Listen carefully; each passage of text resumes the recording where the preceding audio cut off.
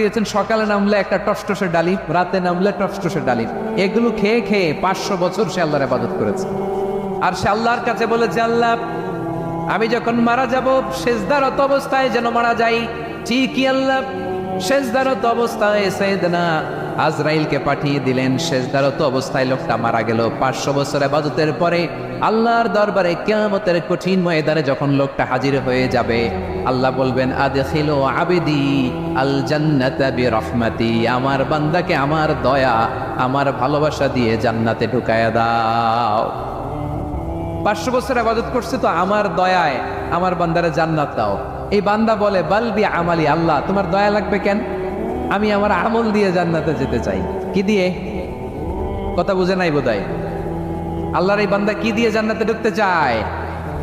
আমল দিয়ে। আল্লাহ বলছে আমার দয়ায় আমার বান্দারে জান্নাতে নিয়ে যাও ফেরেশতারা। এ বলে আল্লাহ তোমার দয়া লাগবে কেন?